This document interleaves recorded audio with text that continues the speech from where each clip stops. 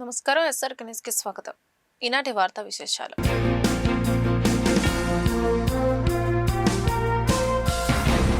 సమస్యల పరిష్కారం కోరుతూ జూనియర్ డాక్టర్లు చేస్తున్న ఆందోళన రోజురోజుకి ఉధృతమవుతుంది. ఇప్పటికే ఎమర్జెన్సీ విధులను బహిష్కరించిన జూనియర్ డాక్టర్లు తమ ఆందోళనను కొనసాగిస్తున్నారు. ఇందులో భాగంగా మంగళవారం గుంటూరులో భారీ ప్రదర్శన నిర్వహించారు. గుంటూరు ప్రభుత్వ ఆసుపత్రి నుంచి కలెక్టర్ కార్యాలయం వరకు ప్రదర్శన సాగింది. జూనియర్ డాక్టర్లకు స్టైఫండ్ పెంచడంలో రాష్ట్ర ప్రభుత్వం నిర్లక్ష్యంగా వ్యవహరిస్తుందని సంఘ ప్రతినిధులు పేర్కొన్నారు. తెలంగాణతో సమానంగా స్టైఫండ్ ఇవ్వడం సాధ్యం కాదని వైద్యారోగ్య శాఖ మంత్రి ప్రకటన చేయించడం పట్ల అసంతృప్తి వ్యక్తం చేశారు. తమ జీవన పరిస్థితిని దృష్టిలో ఉంచుకొని స్టైఫండ్ పెంచాలని కోరారు. పెండింగ్ లో ఉన్న సమస్యలను పరిష్కారం చేయని పక్షంలో ఆందోళనలు మరింత ఉధృతం చేస్తామని స్పష్టం చేశారు.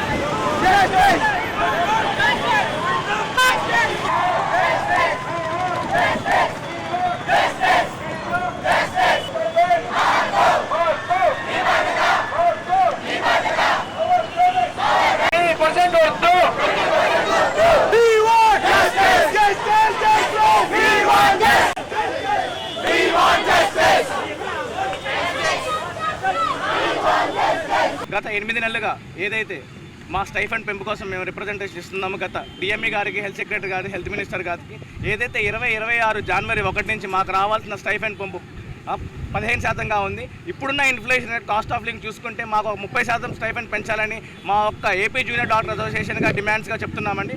ఏదైతే మా ముఖ్యమైన 3 డిమాండ్స్, ఎంఎస్సి ప్రకారం ఎంఎస్సి పిహెచ్డి వాళ్ళకి 15% మాత్రమే అసోసియేట్ ప్రొఫెసర్స్గా ఇవ్వాల్సిన ఎన్ఎంసీ నామ్స్ ఉన్నాయండి. అలాగే ఏజ్ పెంపు 63 నుంచి 65కి మేము ఒప్పుకోవట్లేదండి. అలాగే ఏదైతే స్టైఫండ్ 30% పెంచాలని మేము కోరుకుంటున్నాం, అదే మా పక్కనున్న తెలంగాణ రాష్ట్రం ఏదైతే మాకంటే 30% అధికంగా ఉంది. ఏదైతే 2 రాష్ట్రాలు కలిసి ఉన్నామో కానీ వాళ్ళకే ఎక్కువ స్టైఫండ్ ఎక్కువ వస్తుంది. మేము 36 నుంచి 40 గంటలు పనిచేస్తున్నాము, అయినా మాకు స్టైఫండ్ రావట్లేదు. ఏదైతే 8 నెలల నుంచి మేము రిప్రజెంటేషన్ ఇస్తున్నాము, ఇంకా గవర్నమెంట్ నుంచి మాకు చిన్న చూపుగానే ఉందండి. మేము మా స్ట్రైక్ నోటీసు జూలై 17వ తారీఖు ఇచ్చాము. ఇలా మేము ఆగస్టు 4వ తారీఖు స్ట్రైక్ చేస్తాము. కానీ పైన అధికారులు వాళ్ళని గౌరవించి ఇంకా కొంచెం మాకు సమయం ఇవ్వండి అంటే మేము గత వారం రోజులు ఆగి ఆగస్టు 10వ తారీఖు నుంచి స్ట్రైక్ చేస్తామని చెప్పాను. దశల వారీగా ఏదైతే మా సమ్మె ప్రారంభమైందో ఫేజ్ 0 ఏదైతే నల్ల బ్యాడ్జీలు పెట్టుకొని మా విధులకు మేము వెళ్ళామండి. అలాగే రెండో ఫేజ్ ఏదైతే 9 నుంచి 1 వరకు మాత్రమే మా PGs, interns, super speciality, senior reasons ఏదైతే మేము ఓపీస్ని బాయ్కాట్ చేసామండి. 3వ దశగా ఎమర్జెన్సీస్ మేము బాయ్కాట్ చేసాము. నిన్న సోమవారం ప్రజెంటేషన్ చేస్తున్నాము. మేము సమ్మె కూడా దశల వారీగా చేస్తామని ముందుగానే గవర్నమెంట్కి హెచ్చరించడం జరిగింది. ఇది మేము వెంటనే ఎమర్జెన్సీ ఆపలేదు. ఇప్పుడు ఏదైతే మేము జూనియర్ డాక్టర్స్ మాత్రమే, senior resident, super speciality, interns మాత్రమే ఎమర్జెన్సీ బాయ్కాట్ చేసాం. ఇంకా మా సీనియర్ ప్రొఫెసర్స్, మా స్టాఫ్ అందరూ కూడా ఇంకా వర్క్ చేస్తున్నారండి. గవర్నమెంట్ మాతో గత 20 రోజుల నుంచి 4 సార్లుగా చర్చలు జరిగాయి. కానీ అవి విఫలం. మాత్రం ఏదైతే మేము 30% స్టైఫండ్ అడుగుతున్నామో 3% మాత్రమే ఇస్తామని స్టైఫండ్ మాకు చెప్తున్నారని ఇది మాకు చాలా బాధాకరంగా ఉంది. ఏదైతే మేము 40 గంటలు శ్రమతో మేము తిండి తిప్పలు మానేసి నిద్ర లేకుండా మేము ఇంకా కష్టపడుతున్నాం. మేము అడుగుతుంది కేవలం మా ఫ్యామిలీని బతికించుకోవడానికి, మేము బతకడానికి ఏదైనా కానీ మాకు ఈ స్టైఫండ్స్ మాత్రం అండి. ఈ ప్రొఫెషన్లో మాత్రం ఏదైతే 35 సంవత్సరాల వరకు ఇంకా మేము చదువుతూనే ఉంటాము. ఇది మా స్టైఫండ్ మాత్రమే కాదు, మా కుటుంబాలకి ఇది మాత్రమే అది ఉందండి. అంటే తెలంగాణ డబ్బులున్న రాష్ట్రం, మన డబ్బులు లేని రాష్ట్రం. తెలంగాణతో సమానంగా ఇక్కడ ఇవ్వడం సాధ్యం కానని హెల్త్ మినిస్టర్ స్పష్టంగా చెప్పేశారు. ఏదైతే రాష్ట్ర విభజన జరిగిందో ఇప్పుడు మనకున్న ఎకనామీ పెరుగుతుంది, పర్ క్యాపిటల్ ఇంకా పెరుగుతుందండి. దీనికి ఏదైతే రాష్ట్రం 19,000 కోట్లు హెల్త్కి ఇస్తున్నారండి. దాంట్లో 2.5 కోట్లు ఏదైతే హాస్పిటల్స్కి, కాలేజీకి ఇస్తారండి. ఏదైతే మా స్టైఫండ్ ఉందో కార్మికుల సమస్యలను పరిష్కరించాలనే ఆలోచన కేంద్ర రాష్ట్ర ప్రభుత్వాలకు లేకపోవడం బాధాకరమని ఏఐటీసీ రాష్ట్ర అధ్యక్షుడు రావులపల్లి రవీంద్రనాథ్ అన్నారు. ఏఐటీసీ రాష్ట్ర వ్యాప్త పిలుపులో భాగంగా కేంద్ర రాష్ట్ర ప్రభుత్వాల కార్మిక ప్రజా వ్యతిరేక విధానాలను ప్రతిఘటించని నినాదంతో ఏఐటీసీ గుంటూరు నగర సమితి ఆధ్వర్యంలో వివిధ అనుబంధ సంఘాలు కలెక్టరేట్ వద్ద మంగళవారం ఆందోళన కార్యక్రమాన్ని నిర్వహించాయి. ఏఐటీసీ జిల్లా గౌరవ అధ్యక్షులు చల్లా చినాంజనేయులు అధ్యక్షతన జరిగిన కార్యక్రమంలో రావులపల్లి రవీంద్రనాథ్ మాట్లాడుతూ సుదీర్ఘకాలం కార్మిక వర్గం పోరాడి సాధించుకున్న హక్కులను ప్రభుత్వాలు కాలరాస్తున్నాయని మండిపడ్డారు. యాజమాన్యాల దయ దాక్షిణ్యాలపై ఆధారపడేలా 4 లేబర్ కోడ్లు తీసుకొచ్చారని ఆగ్రహం వ్యక్తం చేశారు.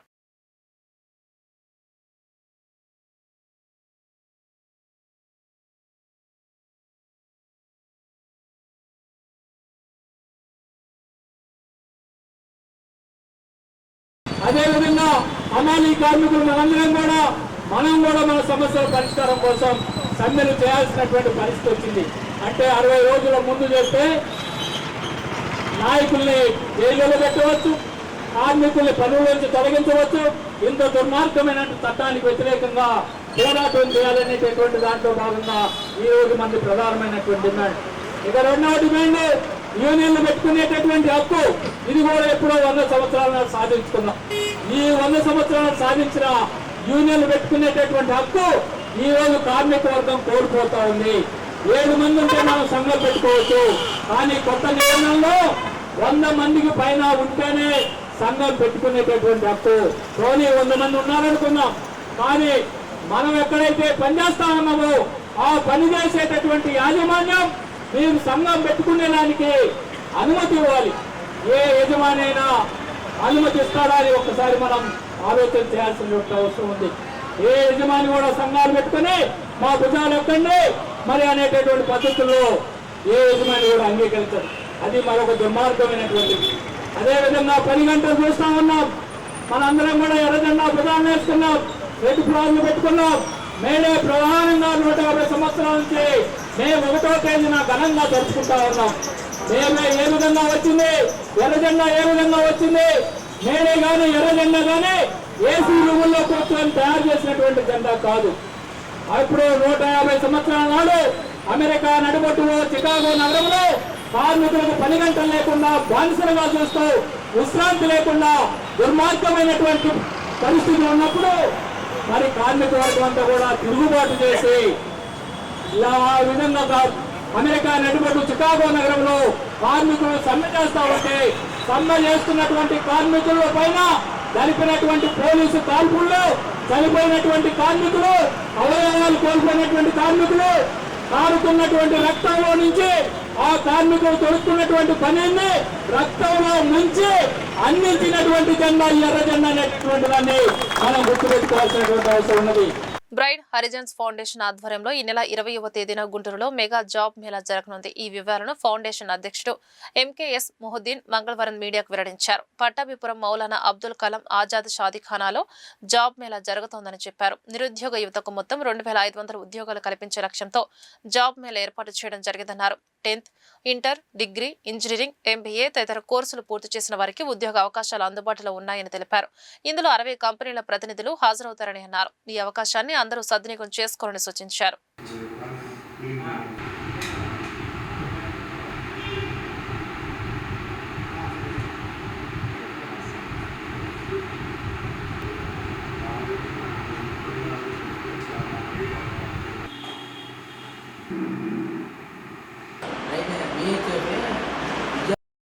బ్రైట్ హారిజాన్స్ ఫౌండేషన్ తరఫు నుండి 20th ఆగస్ట్ 2026 నాడు అంటే థర్స్డే అంటే గురువారము ఉదయం 9 నుంచి సాయంత్రం 5 వరకు గుంటూరులో పట్టాభిపురంలో ఉన్నటువంటి అబుల్ కలాం ఆజాద్ ఉర్దూ ఘర్ అండ్ షాదీఖానాలో ఒక పెద్ద జాబ్ మేళా ఆర్గనైజ్ చేయబోతున్నాము.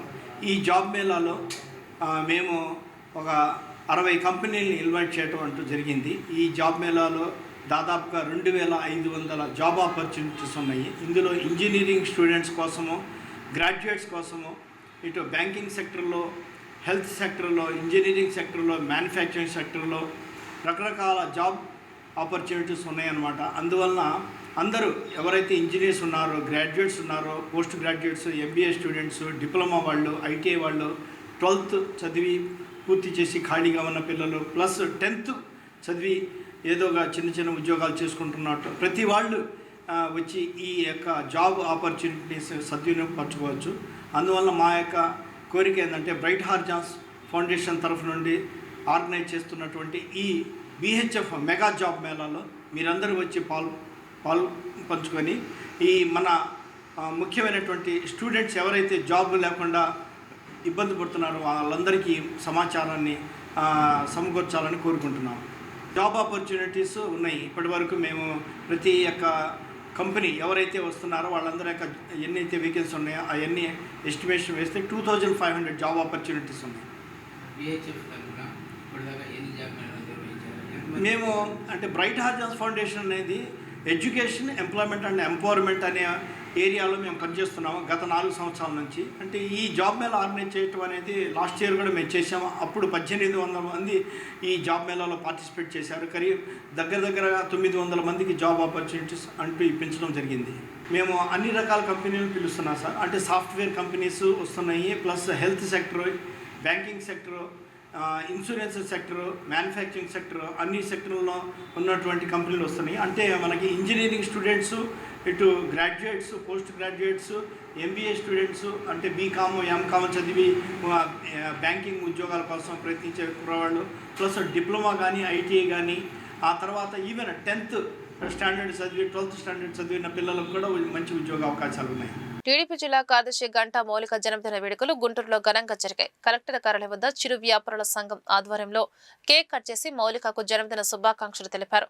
గుంటూరులో టీడీపీ బలోపేతం అయ్యేందుకు మాజీ కార్పొరేటర్ గంటా పెద్దబ్బాయి తనయురాలు మౌలిక ఎంతగానో కృషి చేస్తున్నారని చెప్పారు. భవిష్యత్తులో మరిన్ని కీలక పదవులు అధిరోహించి ప్రజాసేవ చేయాలని ఆకాంక్షించారు. అదేవిధంగా తనకు పుట్టినరోజు శుభాకాంక్షలు తెలిపిన వారికి గంటా మౌలిక కృతజ్ఞతలు తెలిపారు.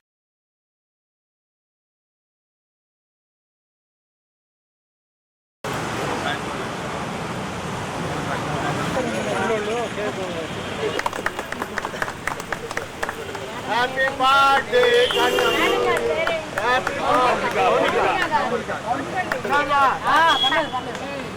అందరు చెప్పండి Happy birthday, Ganta Monica. Happy birthday to you. Happy birthday to you.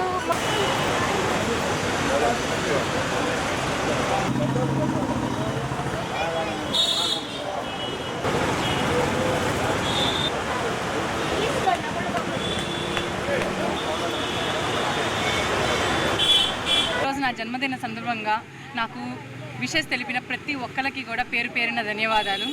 ఈరోజు మా నాన్నగారి మీద ఉన్న గౌరవంతో, నా మీద ఉన్న అభిమానంతో ఇక్కడకు విచ్చేసి నన్ను ఆహ్వానించి చిరు వ్యాపారులందరూ ఈ చిరు కార్యక్రమాన్ని నిర్వహించడం నిజంగా చాలా చాలా సంతోషంగా ఉంది. నన్ను గుర్తుంచుకొని నన్ను ఇంతగా అభిమానిస్తున్న ప్రతి ఒక్కళ్ళకి కూడా పేరు పేరున మరొకసారి ధన్యవాదాలు తెలుపుకుంటూ, ఇప్పుడు ఎలాగైతే మీ అందరి ఆధారాభిమానాలు నా మీద ఉన్నాయో ఇలాగే రానున్న రోజుల్లో కూడా మీ అందరి ఆశీస్సులతో ఇంకా మంచి స్థానాలకి రావాలి అని, మీ అందరికీ ఎప్పుడూ కూడా అందుబాటులో ఉంటూ మీ అందరికీ సేవ చేసుకునే భాగ్యం నాకు దక్కాలి అని కోరుకుంటూ మరొకసారి ప్రతి ఒక్కరికి కూడా పేరు పేరున ధన్యవాదాలు తెలుపుకుంటున్నాను. మోనికా గారికి బర్త్డే శుభాకాంక్షలు. నిండా నూరేళ్ళు చల్లగా ఉండాలని, మాకు ఎంతో సేవ చేయాలని, కాబోయే కార్పొరేటర్గా మేము గెలిపించుకుంటామని ఆరోగ్యంగా ఉండాలని సోషల్ వ్యాపారస్తులు ఏమైందా బాగా చేస్తున్నారు సార్. మాకు చాలా హెల్పింగ్గా ఉన్నారు. కార్పొరేటర్ చేశారు, ఎలా చేశారు, బాగా చేశారు సార్. అందుకే మేము ఆయన నమ్మకం ఇప్పుడు దాకా ఉన్నాం మేము. అందుకే మేము ఈ పాపను గెలిపించుకోవాలని మేము ఎంతో దింతగా ఉన్నాం. ఇలా మా అమ్మాయి, మా అన్నగారి అమ్మాయి గంటా మౌనిక గారి పుట్టినరోజు శుభాకాంక్షలు తెలియజేస్తూ చిరు వ్యాపార సంక్షేమ సంఘం తరఫున అందరూ ఆనందంగా అమ్మాయి గారికి నిండు నూరేళ్ళు చల్లగా రావాలని, ఉన్నత పదవులు ఇంకా అనుభవించాలని, అందరూ హ్యాపీగా ఉండాలని కోరుకుంటున్నాను. అనంతపురంకి చెందిన దళవాయి రమాదేవికి గవర్నర్ కోటాలో ఎమ్మెల్సీగా అవకాశం కల్పించారు. ఈ సందర్భంగా వడ్డెర కార్పొరేషన్ కార్యాలయంలో కేక్ కట్ చేసి సంబరాలు జరిపారు. వడ్డెర కార్పొరేషన్ రాష్ట్ర చైర్మన్ మల్లె ఈశ్వరరావు మీడియాతో మాట్లాడుతూ రమాదేవి నియామకం పట్ల హర్షం వ్యక్తం చేశారు. వడ్డెర కులస్తులు పండుగ చేసుకునే రోజు ఇది అని చెప్పారు. CM Chandrababu, deputy CM Pawan Kalyan, మంత్రులు నారా లోకేష్, సవిత వడ్డెర కుటుంబాలకు అండగా నిలిచారని తెలిపారు. దళవాయి రమాదేవికి చట్టసభల్లో పాల్గొనే అవకాశం కల్పించడం ఆనందంగా ఉందని తెలిపారు. అదేవిధంగా బీసీలకు 34% రిజర్వేషన్ సౌకర్యం కల్పించడం కూడా గర్వంగా ఉందన్నారు.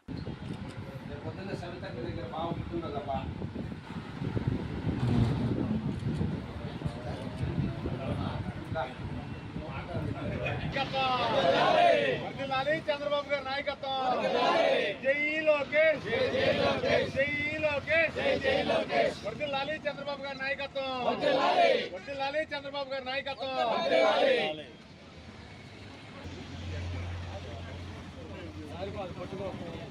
మొత్తానికి మీదే రాజ్యం. అప్పుడు ఎమ్మెల్సీ కొట్టారు, మీరు కూడా కొట్టాలి. కార్పొరేట్ కొట్టాలి.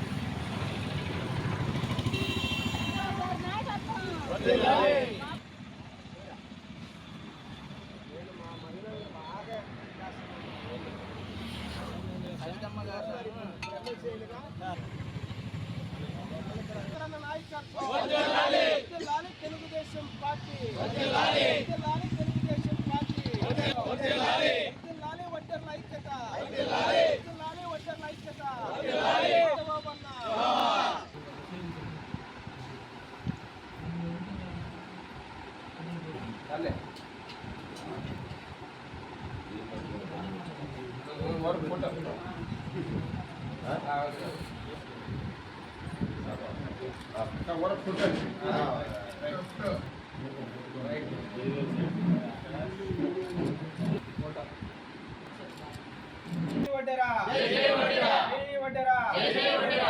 చంద్రన్న నాయకత్వం, చంద్రన్న నాయకత్వం, లోకేష్ అన్న నాయకత్వం, లోకేష్ అన్న నాయకత్వం, చంద్రన్న నాయకత్వం, చంద్రన్న నాయకత్వం.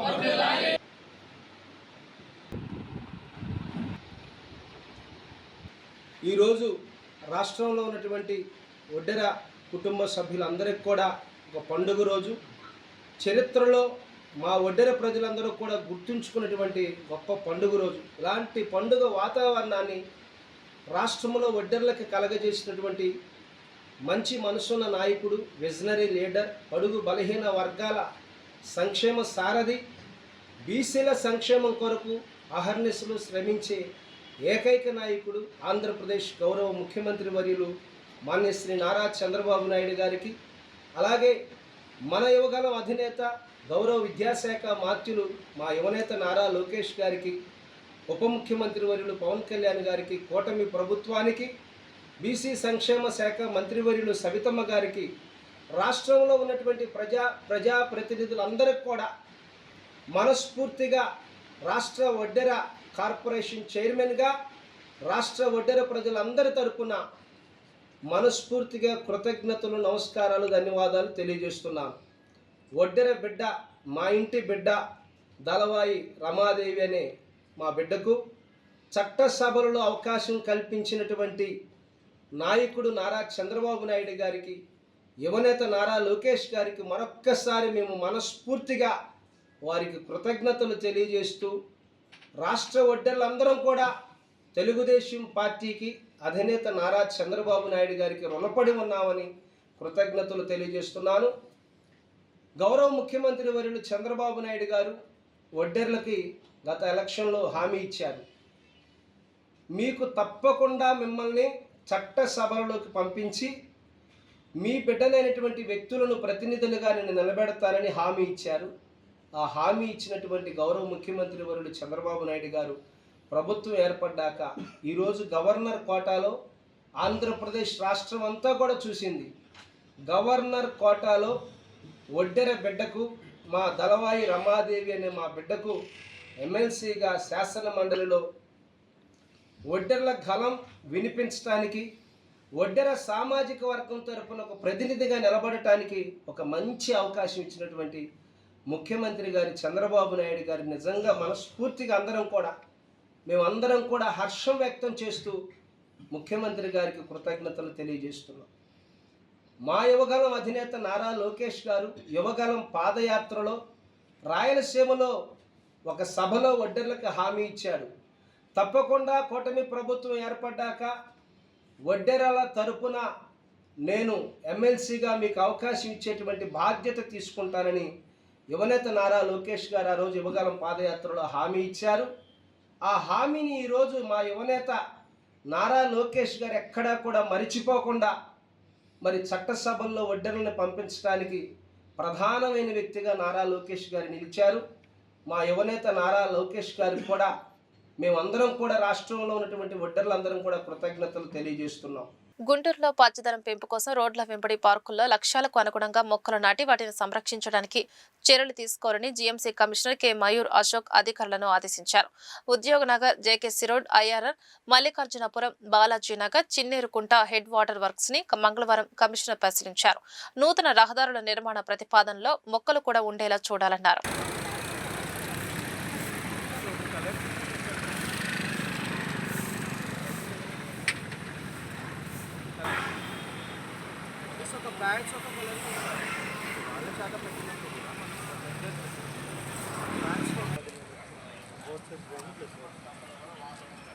ఇక్కడ మనం ప్లాంటేషన్ కూడా ప్రతి వర్క్ అలా పెట్టాము. ఏదైనా మెయిన్ సిటీలో ఉంటే ఇక్కడ పేవర్స్ బ్లాక్స్ ఉన్నాయి. 2 feet వరకు ఉన్న వర్క్స్ కూడా డేవియేషన్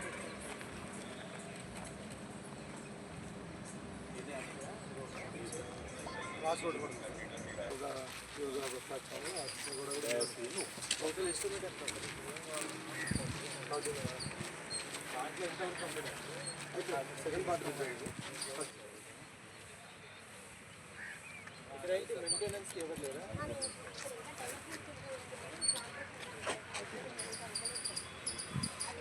వాళ్ళు ఎందుకు చేస్తున్నారు?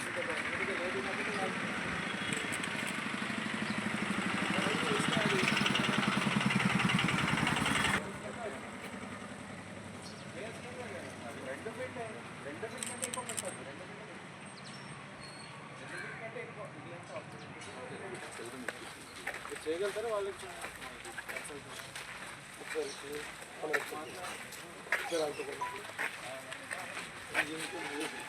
రాలేదండి మేము దీన్ని మళ్ళీ